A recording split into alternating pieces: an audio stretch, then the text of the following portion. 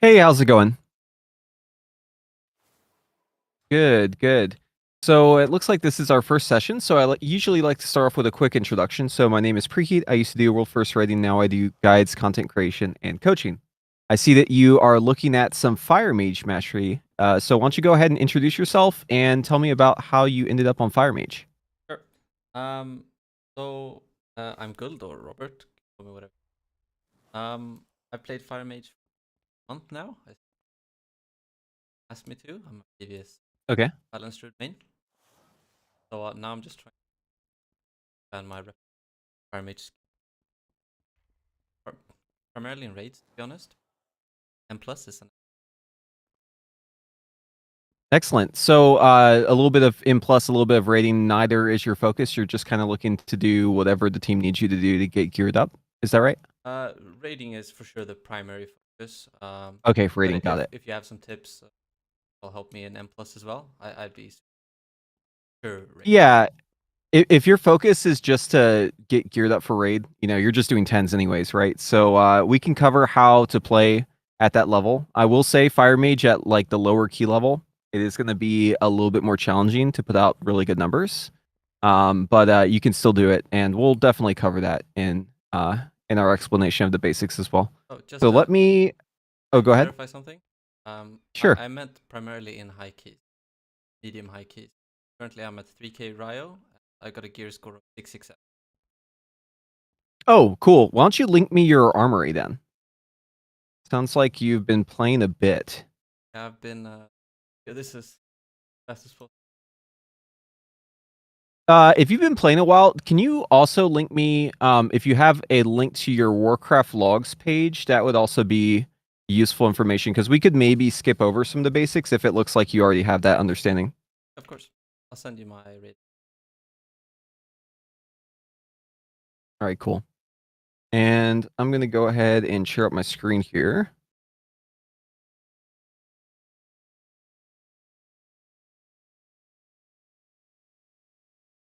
Okay. Let me know once you can see it. I see it. Excellent. All right, so the character is looking very well put together. We have very high haste jewelry. We've got good trinkets. We've got the bracers. Good weapon. Yep, you've put in a lot of effort, so that's great. Looking good on that. I do want to take a quick look at some of these stats here as well. Okay. So, yeah, it's definitely looking very solid here. I will say your gyms, I don't know if you want to go all of these colors. I would definitely run the raid bots with the 4 different colors here, since you have an additional socket, because you could get the bonus on the culminating that might end up winning out against that. Yeah, but let's take a look at your rotation. So I'm just gonna pull up let's see here. I want to get like a single target one, so I'm just gonna go to your heroic logs and look at Sprocketmonger, and then we'll look back at Mythic afterwards.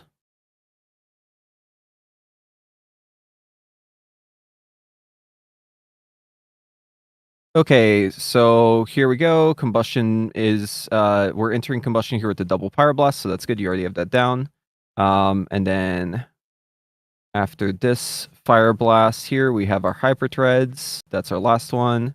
Back into fire blasting. Phoenix flame here. I'm seeing very consistent gaps, which is good. Yeah, nothing to report so far. This looks very solid. And then here we're entering hyperthermia. So one thing I will say about hyperthermia is if you're looking to enter straight back into combustion, which you should be if you have Bloodlust on the pull, right? You should basically rip this shifting power like as soon as you exit the hyperthermia. You can be a little bit more aggressive about using the fire blast like here at the end, maybe carry over the field of burn, and then not have to worry about the Phoenix Flame. So we can actually just focus on fire blast and combustion cooldown for shifting power. So you'd be able to use that maybe like 2 seconds sooner, essentially. And a new thing with shifting power too is that if you're in shifting power and let's say that your combustion comes off cooldown and your fire blasts are looking pretty solid there too. I'll definitely throw in a fire blast during the shifting power as well. right? So let's say that I'm at like 2 and I'm about to cap at 3 and combustion comes off cooldown. You can interrupt that shifting power to get into this combustion a little bit faster I do that. once the combustion's ready. Okay, so would it be specifically ready or like that not matter? So long as the combustion is ready by the time your scorch cast would end. Gotcha. So your scorch cast during bloodlust and all this is going to be like a little bit less than a second, right? So it would be about like, a little less than a second. Essentially what I would do is I would use the fire blast during the shifting power. If it looks like I'm going to overcap on the second one, which during bloodlust, if you have like PI and stuff, that can definitely happen, right? So in that case, I might even use a second fire blast to have a hot streak at that point, if I don't already have a heating up. And then that would influence when I could scorch, right? Because essentially, if I have the hot streak already, I'm just looking at, okay, the last fire blast that's going to come in. We're just going to scorch press combustion at the very end and then cue the pyro blast instead of having the fire blast during this. And I'm going to be able to double pyro. And by the time I get to this fire blast, I should be capped on my fire blast. So that, takes me back down to 2 and then we're good. No munchy in that case. Just a very slight optimization, but just pushing this sooner could end up having a little bit better uptime during the bloodlust. And also on some fights, it's just generally good to do because of how things line up, right? So like sometimes if you shifting power right away, like let's say here at the 24-second mark, you could shifting power again at let's say 1 minute 24, and then perhaps there's ads that spawn at 1:30.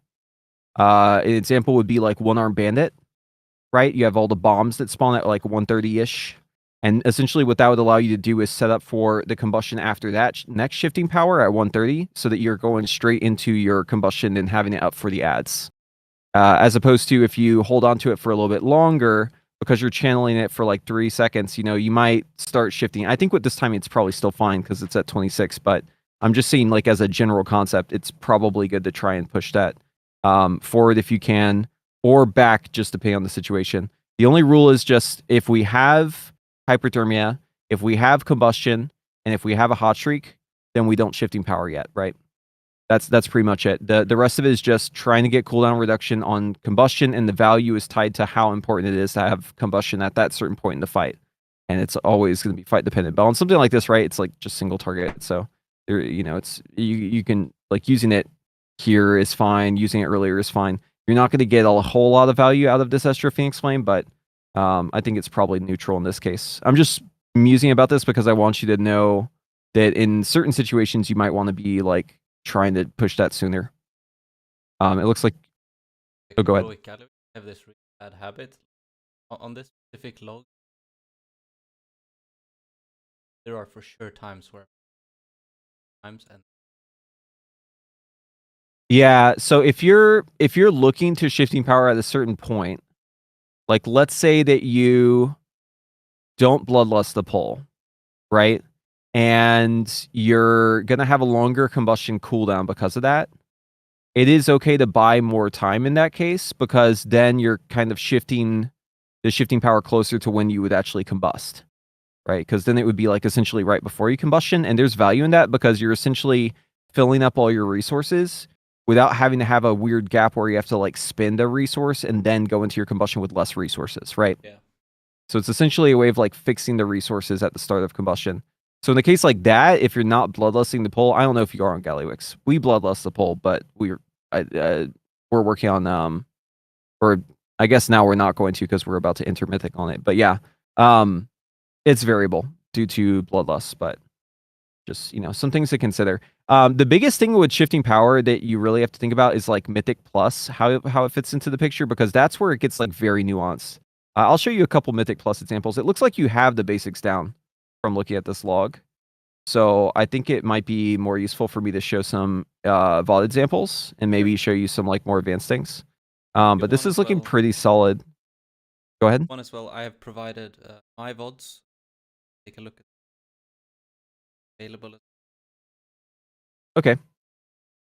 Yeah, I mean, I've seen very minor errors. Like right here, this is just because there's like a delay on the scorch if you cue the pyroblast from it. So like this is not even really an error. It's just like a quirk of the game. Double pyro right here. This is good. You even move during it and you're still doing your rotation, so that's great to see. Yeah, this is solid, man. All right, let's take a look at Mythic. Maybe this is just too low stakes. Maybe there's very few mistakes here because it's just heroic and you just blow up the boss. I think that poll specifically also, I just happened to say well.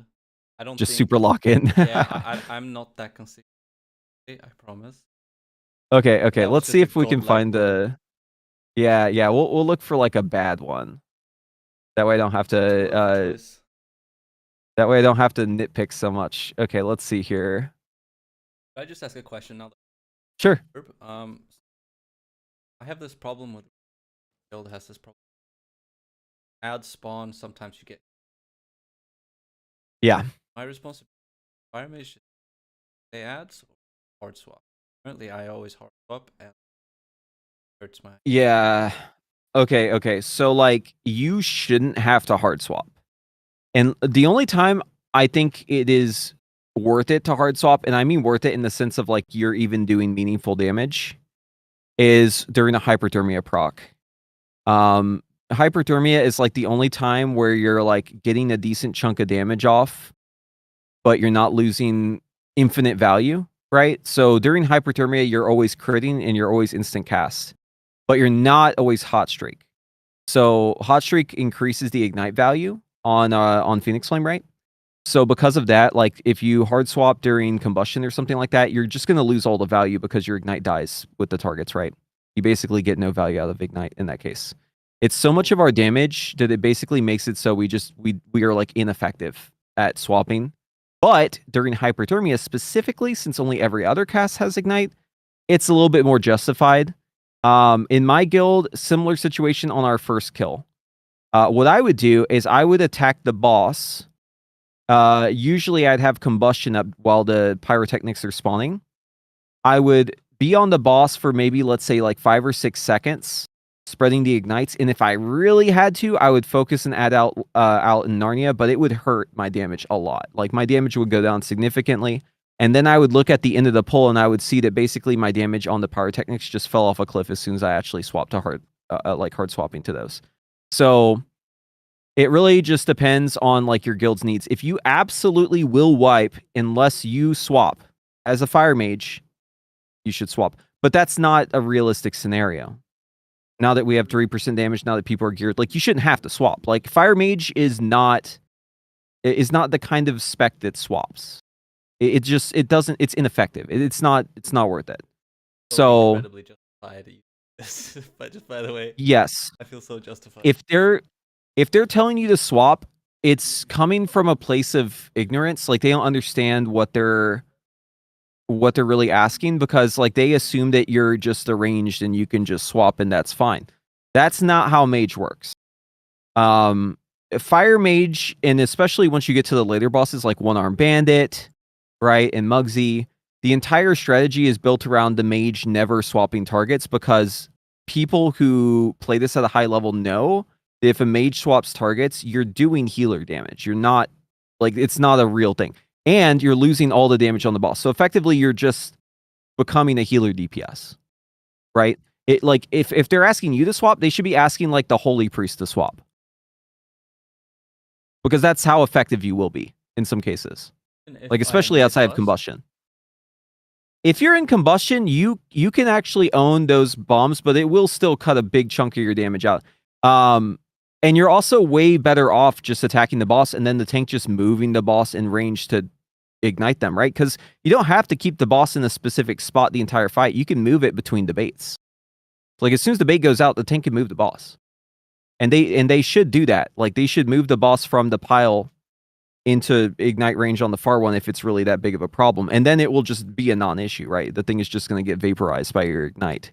So, but it's important that people have timers. And the problem is that like people don't know this is a thing with fire. They just assume like, oh yeah, just swap, man. It's all good. Like, and then you're over here like, dude, that is, you don't understand how ineffective I'm going to be if you ask me to swap. Like, yeah. So like, let's look at the timers, right? Here's the amplifications. This is the baits. It always goes melee, ranged, melee, like alternates, and then it like resets between the phases. They're at very specific times, right? Like this is at 50 seconds, this is at 11 seconds. So there's a whole 40 seconds here where you can do whatever you want with the boss. Same right here, right? A whole 40 seconds. Right here, whole 40 seconds, right? That you only have to be in a specific spot for literally 1 second out of every 40 seconds. Wait, can you say that So again? so the amplification, right? You're baiting this. Yep. It's every other is on the melee, right? And these are 40 seconds in between. So technically, the tank only has to have the boss in a very specific place. We're talking about for 1 second, or let's say 2 seconds, because there's 2 baits, right? 2 seconds out of 1 minute and 20 seconds. They have to have the boss in a specific place. The rest of that time, they can put it wherever they want, right? They have like a full minute basically to move the boss around because it's going to be every other, right, on the melee. And the range, they'll be positioned where they need to be regardless, except for maybe the evokers, right? So like since it's the melee bait's like every other, you know, they just need to be in position for the melee bait. So I would like counter whatever they're saying with, well, why don't we just move the boss after the amplification?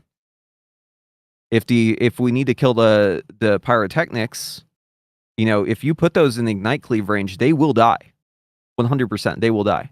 How big is Ignite Cleave?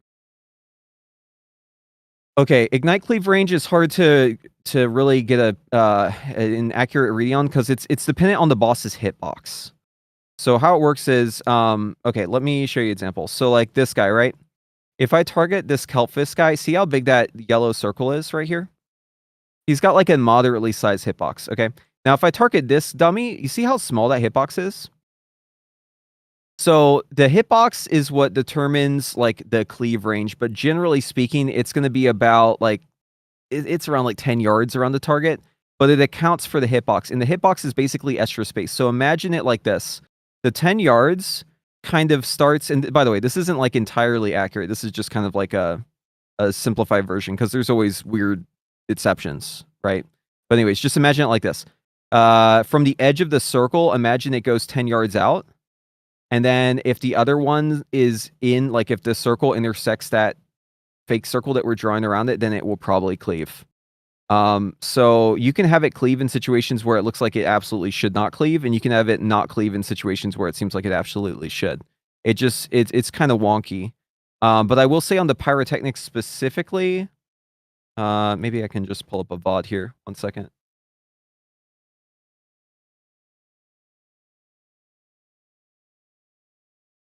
Heroic. Yeah, let's look at this one.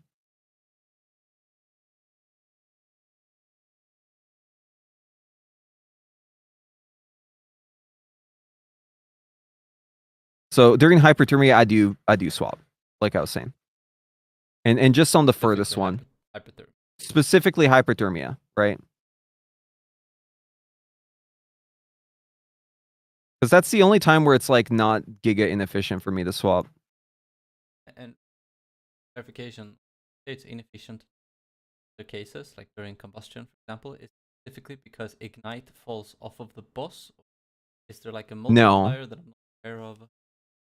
No. So there's a couple factors. So the first factor that makes it so it's bad for us to swap is this talent right here. Control destruction.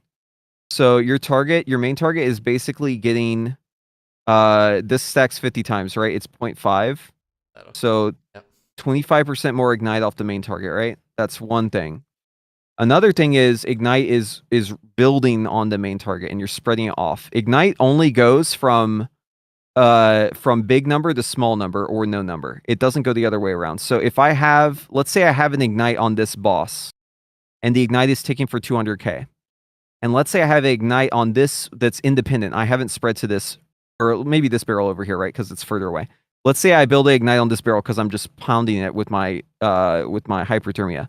And then the boss gets run over at the very last second and I get to spread this ignite to the boss, right? If this ignite that I built on this barrel is 190k, it does nothing when I spread it. It does nothing. It doesn't compound those numbers. It literally goes nowhere. Because the only way ignite goes is from larger number to smaller number. So in this case, right, look at where the boss is standing. My ignite spraying to this barrel. Yeah. And in fact, my ignite might even spread a little bit further out. But as you can see, like, it's kind of far, right? Like, but the boss also has a fairly big hitbox. The circle is, like, pretty big on it. It's about as big as the blue circles that we have as players. So I'd say the effective ignite cleave range on this boss is probably about as big as where my mouse is spinning right here. Yeah. So it's fairly large.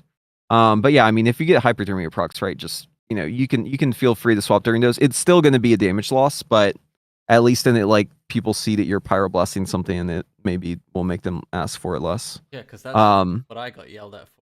I literally heard, if I see another fire blast, boss, I'm gonna find. I'm over here like, it doesn't feel good hitting the pad. It feels damage, but I didn't know about control and what it actually. I just felt bad, and Yeah, it's controlled destruction. There's other factors too. Obviously, you can have like improved scorch on it. But basically, the way ignite works is, so ignite has 3 steps. Step 1 is ignite spreads from primary target to, let's say, up to 4 targets. Okay, so in combustion, it's gonna be 4 master and flame. Master flame. So, and it only spreads down. So it only spreads to targets that have lower ignite values or no ignite next to the target, okay? That's the first thing that happens. The second thing that happens is fire blast damage is added to target.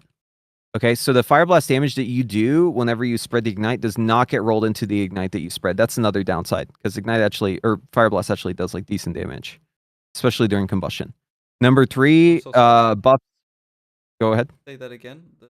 Sorry, English is not my first language. Could you say the second one again? Okay, so Fire Blast does damage, right? Fire Blast also spreads Ignite. The sequence, the order of operations here is that first the Ignite spreads. Second, the damage is added to the target. So the Fire Blast that you do to spread the Ignite also gives the boss an Ignite. But that Ignite that's added, that little number, is not spread. Okay. Maybe it'll make more sense whenever I show you how Ignite actually works. One second. Feel the burn, etc. So if you have a buff that you're getting from the Fire Blast, like, you're not getting that buff, like, let's say Feel the Burn, for instance, this talent right here, you're not getting that mastery value in the Ignite spread because it's the last step, right? So it's not giving the Ignite value extra on the Fire Blast damage that's being added. It's not giving it on the targets that are getting the Ignite. It's only on the next one. So it's basically working towards the next thing. Okay, so how Ignite works is you have to think about it like a bunch of different debuffs. Okay, imagine Ignite. Every instance of damage that you do is going to apply an Ignite to the target, okay?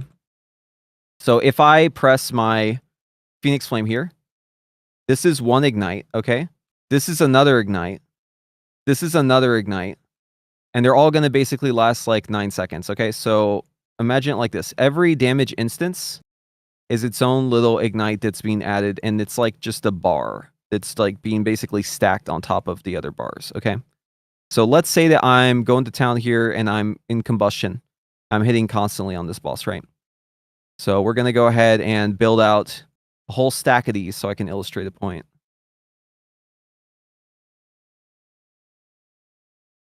Okay, so during your combustion, you can do 30 different instances of Ignite during that time, because you can have 30 different hits. So I didn't count these, but let's just say that this is somewhere in that range.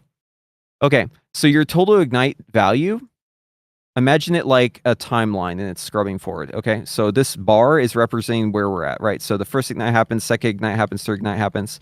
Wherever we're at, however many of these bars are being intersected, and whatever value that they have is the total Ignite value. And it will continue to grow until you reach the point where like the first one falls off. So like right here in this example, I've reached the maximum, right? But now if we move forward, now the old ones are going to start falling off. But I still have an Ignite value. So usually it ends up being about the same. So it's actually probably easier if I make this even bigger. Because right now I don't have them actually falling off while Ignites are being added. Okay, that's probably better. All right, so let's do the example again. So here's my timeline, right, with the Ignites. Ignites are being added, Ignites are being added, Ignites are being added, Ignites are being added, Ignites are being added. It takes a long time to get to the point where you're at your max. Right here, I'm approaching the max, and right here it's going to stabilize. Because now the old ones are falling off as new ones are being added, right? So at this point, I've kind of reached like the plateau of what my ignite damage is. So in order to get to this point, you've already been hitting solid for like 9 seconds, at least. Right? So another reason why it's bad to swap targets is because you lose the accumulation ahead of time. You're basically starting like yeah, well, it's not that they fall off, it's that you need to keep adding to it. Think of it like this. I have a balloon and I'm trying to inflate it, right? Whenever you start, it has no air in it. So you're just adding air to it, you're adding air to it, and until you reach a certain point, like, it's not even really an inflated balloon, it's just like, a piece of plastic, right? Now, once you reach a certain point, let's say I'm adding air to it and I have to, and it has like a small hole in the back, right? It's losing air constantly. I'm going to keep adding air to it, and it's going to basically be losing air at the same rate that I'm adding it to it, right? If I stop inflating that balloon because I have to go inflate a different balloon, then by the time I go and reach for the first balloon again, it's going to be empty again. So it's not that it's like that it's just completely falling off. It's that you have to keep adding to the balance, or else it's ineffective. Right? You're not trying to maintain a debuff. It's just the accumulation is what matters. And let's say that, for instance, in this example here, at this moment, this is where my target dies. I lose all this value. That's just gone. So having your target die with Ignite is like the worst thing that can happen. And if you're hitting a low health target, that target's going to die fast, right? That's the real loss of swapping targets, is that when that target dies, you basically just lost half your Ignite value or more. Maybe even like 90% of your Ignite value. You just lost it. This goes for Mythic Plus too. You never want to hit a target that's going to die before the rest of the targets. You want to be focusing your damage on one target the entire time. Now, this is difficult because you also need to interrupt other targets. You need to do other things, right? So there are tricks we can use so that we don't have to swap our targets, like focus interrupts, right? But effectively, we don't want to be swapping targets. Mind is kind of blown. I had no idea this. I thought it was just debuff counter on it. I don't even track how I guess I still track it, but I had no clue. Well, so the stacks is just to be clear, the stacks is just an analogy, but this is how it works on the back end, because it's like, it is a number, but every single one of these is a separate number, right? So it's like, each one of these is a separate instance, and it's kind of like doing a running calculation for all the numbers together, right? So like, if you have like a really big hit in there, like that Ignite's going to be big for 9 seconds, and then that big hit is going to fall off. This is the reason why, if you look at your logs, go back to this, and we look at damage done, and then we look at Ignite specifically, you'll see the number kind of change over time, right? So it starts small, just like we were talking about, right? And then the total accumulation starts building. Oh. And then it's going to keep going up. This is on the pyrotechnics here. Let's, are you swapping targets in this? You might be swapping targets. I think I'm swapping targets on everything. Okay, because this Ignite value is very small. That's why I said that. Yeah, see, this is the reason why it sucks, right? Because look, your Ignite on Rick Reverb, look how small it is. I mean, 600k is like a small Ignite. Your Ignite will be ticking like in cooldowns for like over 1 million damage.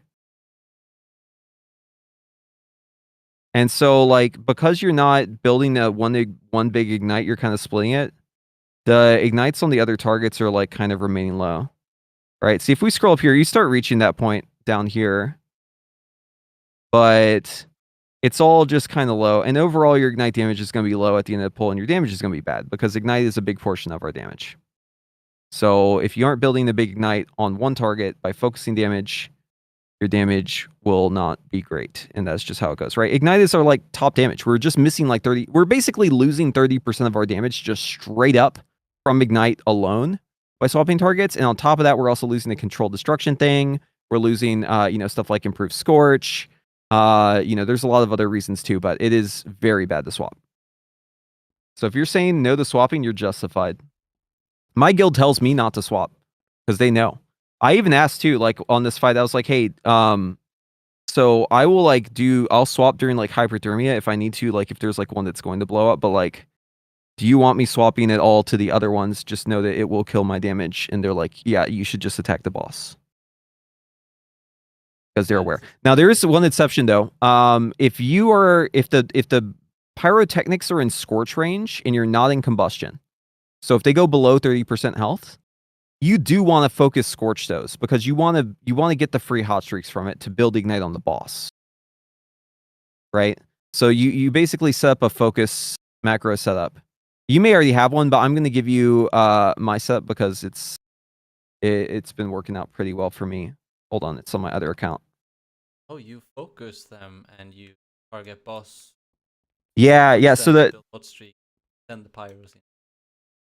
Yeah, so the focus setup you want is actually I don't need to log in, I can just pull it up through the game files. So the focus setup you want is you want to have like a multi-button setup for focus. Focus is used for a couple different reasons. It's not just for Scorch. You can also use it for interrupts. It's just like a very powerful tool to have access to. I have a mouse over macro focusing. What I do. Okay, I have a really good one I'm going to share with you. And you should use this one instead. Hold on one second. Let me find it. Macros. There it is.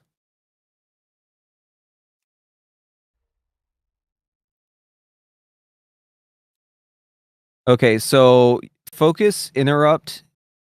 Here's the one I use. Feel free to use whatever. This one I like because it's just a one button. If I have a focus, it'll interrupt the focus, and if I don't, it'll interrupt my target. It's probably better to have two buttons for it, but sometimes I'm lazy and I just use the one. I'll just clear the focus really quick before I press my kick if I need to, right? I'll just like press my focus macro on the ground, and it will just target nothing. One button for both of them. Target is dead, I'll kick primary. Oh, okay, cool. And then here's a macro for blink. It will only blink, stop casting if you have ice flows, because it's important to like stop casting on your blink if you don't have shimmer. So if you're ever running ice flows, that's a good macro to have. And then I think it's in, yeah, because I use on multiple characters. I think it's in here somewhere. But anyways, so focus Scorch. It's going to be, I just moved my character account and now some of my macros are a little wonky. But it basically it's just like Scorch at focus. And the idea is just that like you can use it, you can use it to scorch your focus. So like in a case where I don't have to interrupt anything, I will use my focus mouse over macro to focus whatever target I need to, right? Or I'll actually do it on the pyrotechnic if there's like one that's like moderately far. I'll do it ahead of time, like even if it's full health. Because if you have it like pre-focused, that's useful, right? Because then whenever it reaches that point where it's actually low enough health to actually like want to focus it, right? You already have it focused. You don't have to worry about doing anything. Instantly. You understand? Focus. Then you yeah. allow it to slowly go down until 30%, and then you start focus casting. Yeah. Basically, I focus it ahead of time. That way, I don't have to worry about focusing it later.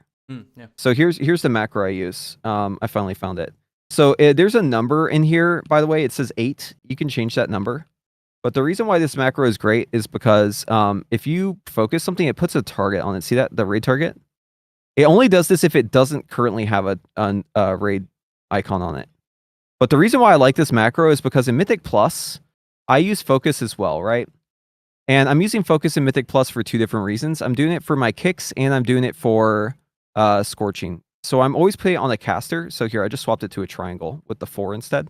So basically, I'll tell my group ahead of time, like, hey, if you see a target with a triangle mark, I am marking that as my focus. I will get the important kick on that target. Don't worry about that target. I got it. You guys do the other ones. And like, you kind of get like a sense as you do keys, like for how the kick CD works with like different interrupts and like what job you should do as a mage for kicking, right? So for instance, like a volley in Cinnabrew, I will focus that guy with the triangle, whichever volley I'm going to get. And if the little B Wrangler tries to cast his little B move, I'll just like Dragon's Breath him instead of kicking him, right? That way it stops his kick, or let someone else kick that. But yeah, this way basically I can press 5, which is Scorch for me. And if I press 6, then oh yeah, hold on. It's actually R, forgot. Yeah, so if I press R, it scorches my focus. And that way, you know, in this example, right? So like this target is low on health. I can actually just build hot streaks off this guy over here while I attack this target to my left. And this allows me to basically focus more damage on the target that I actually want to be attacking. And then it's like, you know, let's say this target's going down, right? And there's another one maybe that's like looking low. Okay, maybe I move it to this guy, right? And then now I have a new one I can basically work off of. I'll do that once it looks like this guy's about to die. And I also have a weak aura that tells me if my focus is dead. That way I know to swap it, because it's important to know that. So, usually I don't get caught off guard by that. Usually I'm like pretty on the ball with it, but it is nice. It'll flash on my screen focus dead whenever my focus dies. That way I know like, oh crap, I forgot to redo my focus. Okay, I need to focus something else. Because you always want to have a focus as Fire Mage. Because unless it's just single target, right? Unless there's just like only one target, because there's always going to be a target that's health goes down lower than the other target, and you want to be able to basically use that target as an engine to build ignites. A huge damage increase. Let's say Rick, like would this be several percentage? A hyper optimization that will give 0.5%. I know it's hard to On quantify, Rick.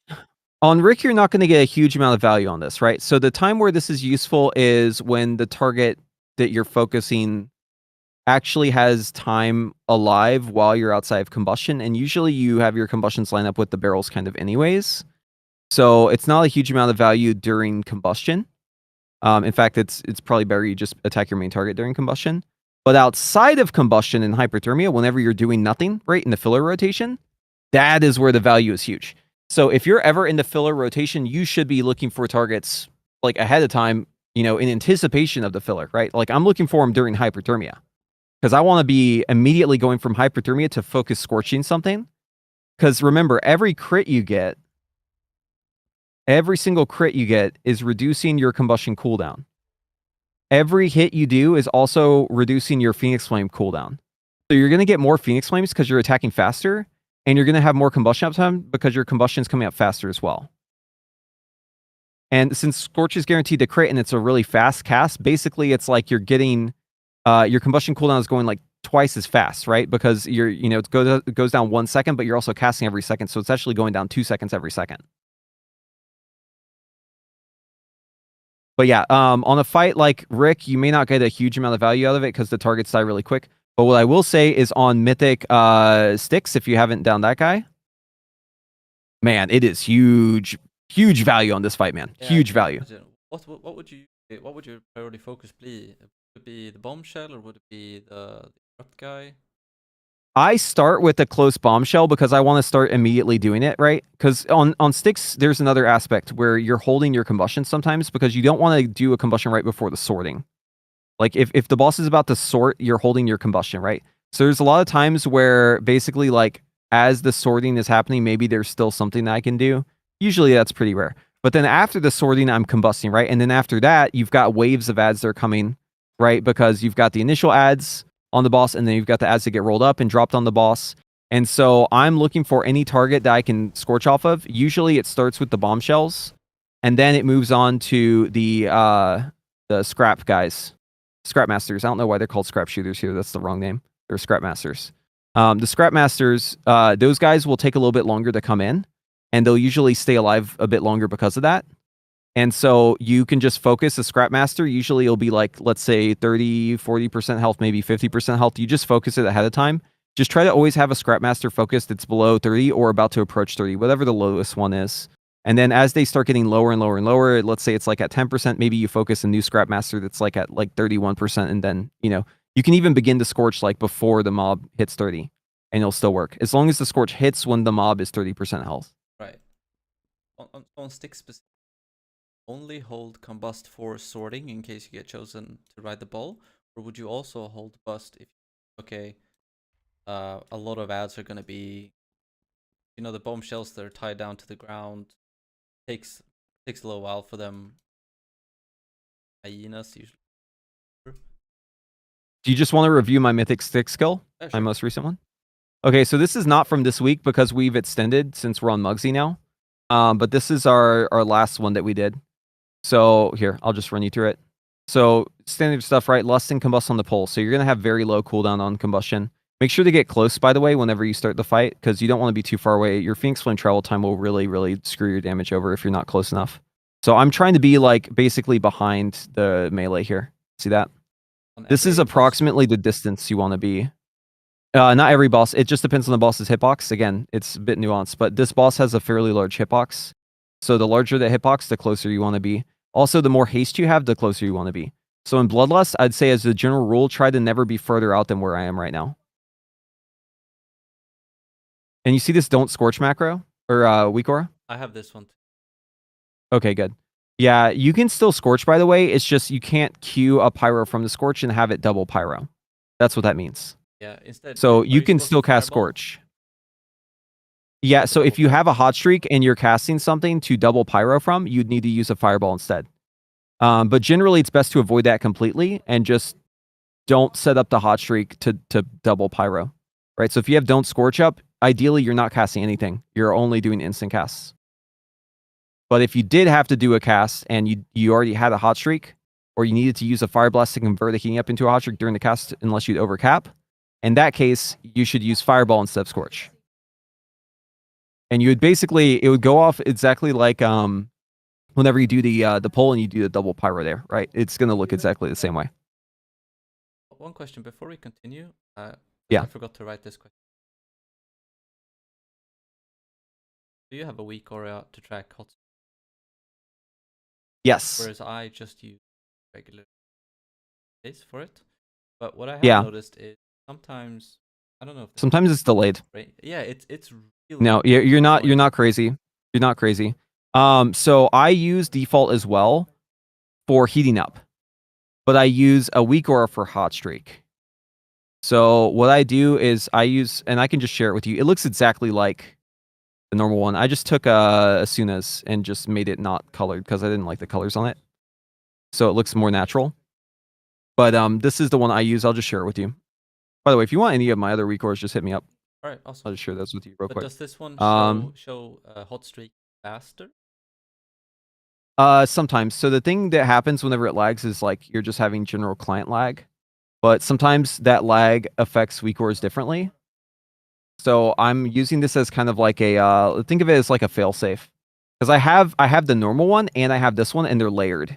So like here with the heating up, right? This is the built-in in game one, right? Oh, is it? If I press this to hot streak, see, I actually have two of them. They're layered. If you look really closely, you can actually see a second one behind it. And the reason why is because I don't want to have that one be delayed, and this one actually pops in sooner. There's an animation to it, and the animation, if you're going fast enough, sometimes the animation is so long that it won't actually pop in time, so you actually won't even see it. Like you're just shooting off casts like crazy. Yeah. So that's why it's good to have it like this, right? Because then as soon as I press my fire blast here, boom, it's instant, right? There's no animation windup, and then the one in the background is still there. So still use the built-in one, but just install this one and then layer it on top. That way it's like directly on top, and that way you can't miss it. But the heating up timer that you there, is that something? Oh, that's a different one. That's just a different. Yeah, it's a different one. It's really important to have though, because you want to know, like, if, like, let's say I'm going to the next poll, I need to know to convert that at the last second, right? So here, let me give you that one. This is all just like a bunch of timers that I just slap on top of my default UI, because I basically played the same way as you for like a very long time until I realized that my haste was getting too high, where I wasn't always getting the notification in time. Yeah. It's really, like you said, I feel like I'm going crazy sometimes. Like, yeah, so here's the whole thing. Here's all of them together, and it also includes a hardcast pyro thing, so that it flashes those giant words on the screen, so I know I'm hardcasting a pyro like this. See, hardcasting pyro. So I want to know if that's happening. But yeah, it's got a little timer for heating up. It's got a little timer for hot streak, and then I don't remember what this top one is. Oh, pyroclasm. Yeah, that's not important anymore. Whatever. I can probably delete that. I'll just leave it. Load never. Okay. You just try to delete the dummy with that weak aura. It's so much. Yeah. The snap is the big thing. And what's funny is whenever I downloaded this weak aura from Asuna, he had an animation on it too, and I was like, what the this is like deleting or this is like removing the whole point of it. Yeah. So I just got rid of that real quick.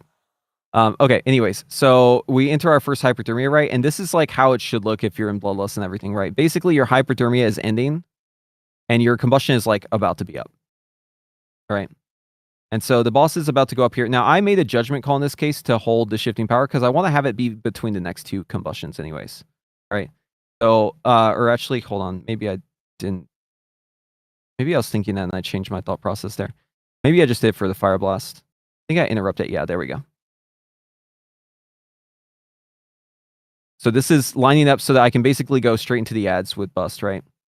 And now I'm cleaving off these guys. I don't need to focus anything during my combustion because this is like still where I'm, always critting. And then here I'm starting to look for focus targets to maybe add in, right? And those targets died super fast, so I wouldn't have actually gotten any scorch value out of those.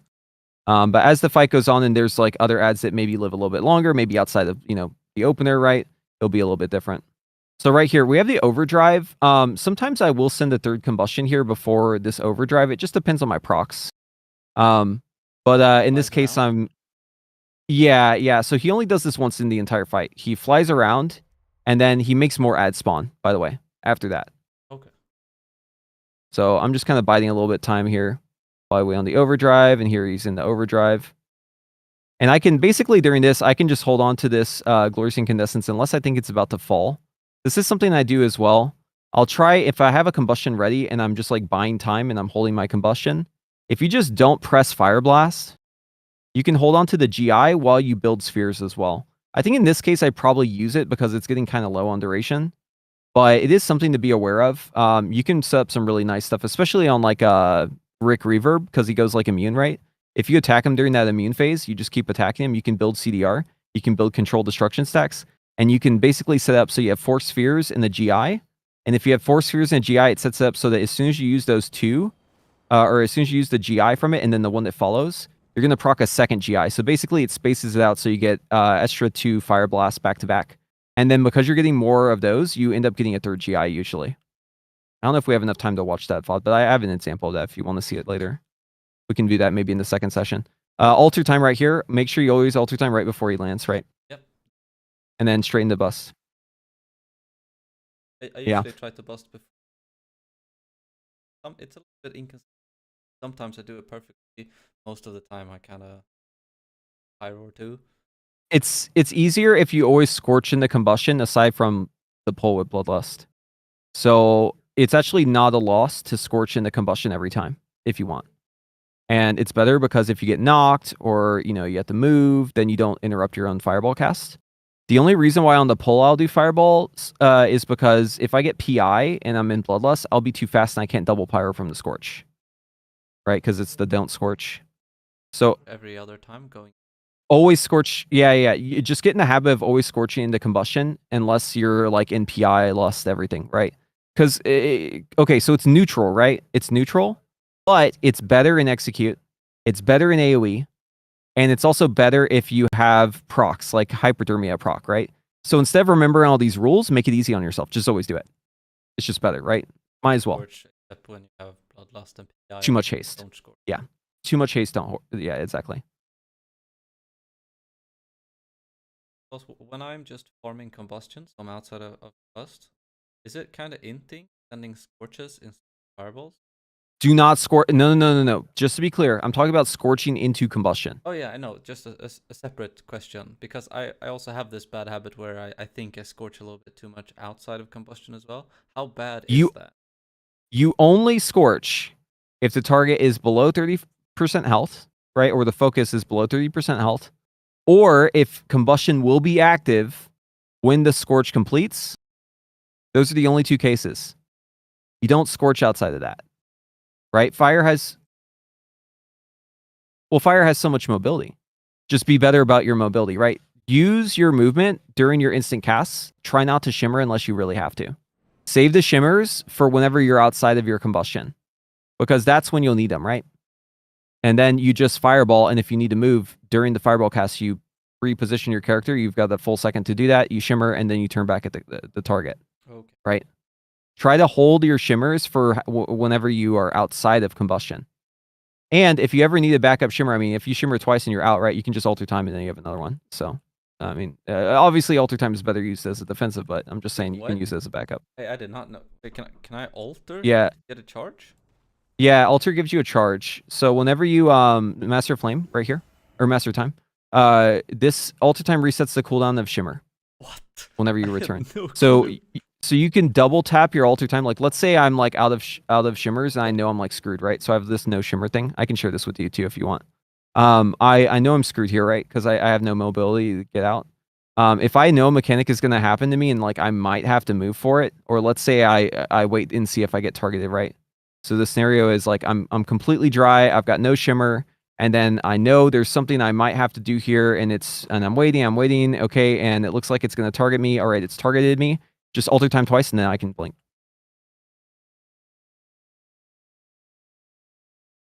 Yeah, try not to overuse it because it is important to use alter time for like healing yourself, right? Yeah. But in a pinch, like let's say you're running back to the pole after you died, or let's say that you know, if you don't shimmer, you're going to die or wipe the raid. I'm gonna be leaning on this technology here. I'll give you the no shimmer weak aura, that way you can know. Because that's basically the indicator to me. If I see it say no shimmer and I think, oh crap, I might have to move, that's when I might do the double alter time tech. But best to avoid that completely, right? Best to just plan it out ahead of time. Yep. So in essence, like a mistake has already happened at that point. But this is a way to correct a mistake. Okay, I'm gonna skip forward here. Because I don't want to spend too much time on this example. Do my ball. So like a focus target, right? This guy is like a high health, right? And I'm doing the focus for a couple reasons. I want to kick him and I want to scorch off of him. So it's like twofold, right? Like you're basically using your scorch for two different reasons. It's just sometimes those reasons align. And that's really good in Mythic Plus whenever the targets that you want to focus are the kick targets, because usually the kick targets have less health than the rest of the mobs. So you can kind of be aware of like, oh, is it scorch time? Okay, it's scorch time, right? And I actually have Searing Touch, this setup right here. Oh, I'll have to move my other one. I have this up where like it'll show me whenever I'm in scorch range on my target. But then I also have one where if it's my focus, it'll be a different color. That way it like if I miss that I'm in range to maybe do the scorch on the other target, I'll be able to see that. Here, let's just spin it up real quick. Focus. Trigger, unit characteristics, target. This will be focus. There we go. And then display, and we'll change this to like an orange color. And I'll kind of just put it above the other one.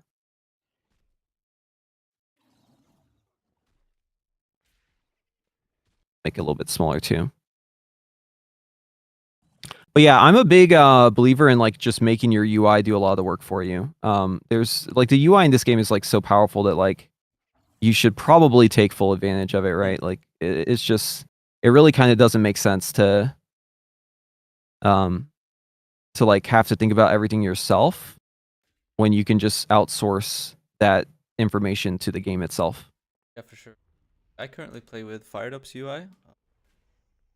That guy, I think he's just a big believer in tracking natty buffs. Like, he doesn't have a lot of. I don't know how he does it. Having a huge problem with tracking my what are the stacks? Yeah, Spellfire Sphere.